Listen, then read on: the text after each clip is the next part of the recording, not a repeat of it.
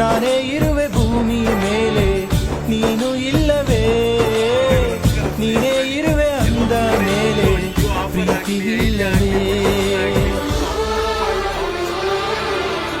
ಜನಗಳನ್ನ ಇವತ್ತು ಮಂಗ್ಬಲ್ ಟೋಪಿ ಹಾಕೊಂಡು ಯಾವ ರೀತಿ ಇವತ್ತು ದಂಧೆಗಳು ಮಾಡ್ಕೊಂಡಿದ್ದಾರೆ. ಇವತ್ತು ಟೆಲಿಕಾಮ್ಗಳು ಎಷ್ಟು ದಂಧೆಗಳು ಮಾಡ್ಕೊಂಡಿದ್ದಾರೆ ಅಂದರೆ ಜನರ ಜೋಬಿಗೆ ಕತ್ರಿಗಳು ಆಗ್ತಿದೆ.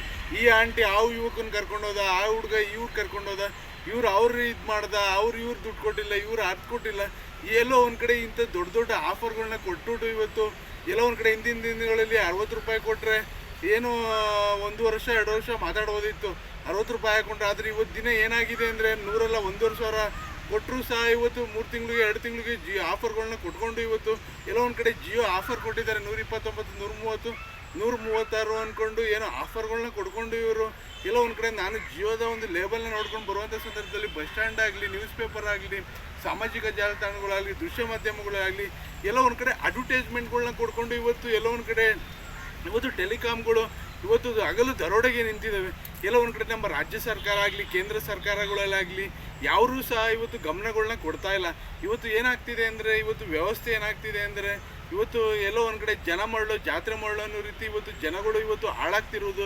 ಎಲ್ಲೋ ಒಂದು ಕಡೆ ಇಂಥ ಆಫರ್ಗಳು ಕೊಡ್ತಿರುವಂಥ ಇವತ್ತು ಟೆಲಿಕಾಮ್ಗಳಿಂದನೇ ಇವತ್ತು ಜನ ಮುಗಿಬಿದ್ದು ಏನೋ ತಗೊಂಡು ಪ್ರತಿಯೊಬ್ಬರು ಒಂದು ಆಡು ಮಗು ಕೈಲೂ ಇವತ್ತು ಒಂದು ಫೋನ್ ಇರುತ್ತೆ. ಒಂದು ಸರಿಯಾದಂಥ ಊಟ ಮಾಡೋಕ್ಕೆ ಬರೋಲ್ಲ, ಇವತ್ತು ಸರಿಯಾದಂಥ ಓಡಾಡೋಕ್ಕೆ ಬರೋಲ್ಲ, ಸರಿಯಾದಂಥ ಒಂದು ವ್ಯವಸ್ಥೆಗಳಿರಲ್ಲ. ಅಂಥವ್ರ ಕೈಲೆಲ್ಲ ಇವತ್ತು ಈ ಜೀವನಕ್ಕೆ ಕಟ್ಕೊಂಡಿರಲ್ಲ. ಅಂಥವ್ರ ಕೈಲೆಲ್ಲ ಇವತ್ತು ಮೊಬೈಲ್ಗಳು ಇರುತ್ತೆ. ಎಲ್ಲೋ ಒಂದು ಕಡೆ ನಾವು ಬೆಳೆದಂಥ ಸಂದರ್ಭದಲ್ಲಿ ನಾವು ಕಾಲೇಜ್ಗೆ ಹೋಗಿ ಡಿಗ್ರಿ ಮುಗಿಸಿ ನಾವು ಉದ್ಯೋಗ ಮಾಡಿಸಿ ಅವತ್ತು ಸಂಬಳ ತೊಗೊಂಡು ಅವತ್ತು ನಾವು ತೆಗೆದುಕೊಂಡ್ವಿ. ಆದರೆ ಇವತ್ತಿನ ಯುಗ ಹಂಗಾಗಿಲ್ಲ.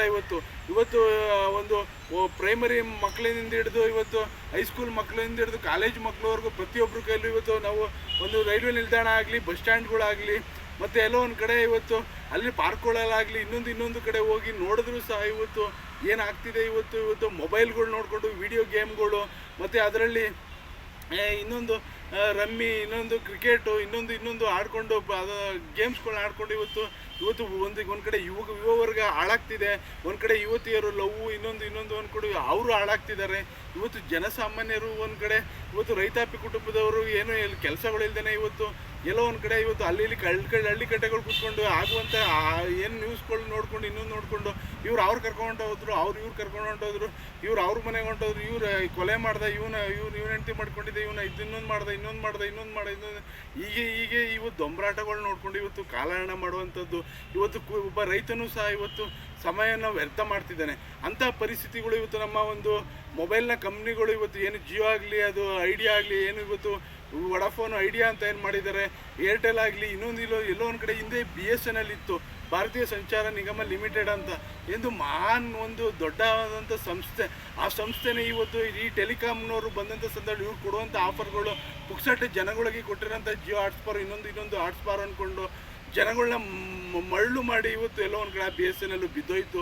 ಅವರು ಎಲ್ಲೋ ಒಂದು ಕಡೆ ಸರಿಯಾದಂಥ ಗಟ್ಟಿ ನಿರ್ಧಾರಗಳು ತೆಗೆದುಕೊಳ್ಳದೇನೆ ಎಲ್ಲೋ ಒಂದು ಕಡೆ ಅವರ ಒಂದು ಮೇಲ್ವಿಚಾರಣೆ ಆಗಲಿ, ಒಂದು ಅಧಿಕಾರಿಗಳಾಗಿ ಎಲ್ಲೋ ಒಂದು ಕಟ್ಟುನಿಟ್ಟಿನ ನಿರ್ಧಾರಗಳು ಸರಿಯಾಗಿ ಕೈಗೊಳ್ದೇನೆ ಎಲ್ಲೋ ಒಂದು ಕಡೆ ಇವತ್ತು ಏನು ಕಾರ್ಪೊರೇಟ್ಗಳ ಒಂದು ಸಂಸ್ಥೆಗಳಾದಂಥ ಈ ಒಂದು ಜಿಯೋ ಅಲ್ಲಿ ಇನ್ನೊಂದು ಇವತ್ತು ಆ ಒಂದು ಸಂಸ್ಥೆಗಳಿಗೆ ಎಲ್ಲೋ ಒಂದು ಕಡೆ BSNL ಎಲ್ಲೋ ಒಂದು ಕಡೆ ಕುಸ್ತೋಯ್ತು, ಮಾರುಕಟ್ಟೆನೂ ಕುಸ್ತೋಯ್ತು. ಮಾರುಕಟ್ಟೆ ಹೋದಂಥ ಸಂದರ್ಭದಲ್ಲಿ BSNL ಎಲ್ಲೂ ಸಿಗ್ತಾ ಇಲ್ಲ, ಸಿಮ್ಗಳಿಲ್ಲ, ಎಲ್ಲೂ ಮಾರುಕಟ್ಟೆನೂ ಇಲ್ಲ. ಎಲ್ಲೋ ಒಂದು ಕಡೆ ಇವತ್ತು ಜನ ಯಾಕೆ ನಾನು ಈ ವಿಡಿಯೋ ಮುಖಾಂತರ ಪ್ರತಿಯೊಬ್ಬರಿಗೂ ಹೇಳಬೇಕು, ಪ್ರತಿಯೊಬ್ಬರಿಗೂ ತಿಳಿಸ್ಬೇಕು, ಎಲ್ಲೋ ಒಂದು ಕಡೆ ಜನಸಾಮಾನ್ಯರಿಗೆ ಎಚ್ಚರಿಕೆ ಆಗಬೇಕು. ಎಲ್ಲೋ ಒಂದು ಕಡೆ ಮೊಬೈಲ್ಗಳು ಸಿಮ್ಗಳು ಫ್ರೀ ಆಫರ್ ಕೊಡ್ತೀವಿ, ಇನ್ನೊಂದು ಕೊಡ್ತೀವಿ ಅಂತ ಜನಗಳನ್ನ ಮರಳು ಮಾಡ್ತಾ ಇವತ್ತು ಹಗಲು ದರೋಡೆಗೆ ಇಳಿದಿದ್ದಾರೆ.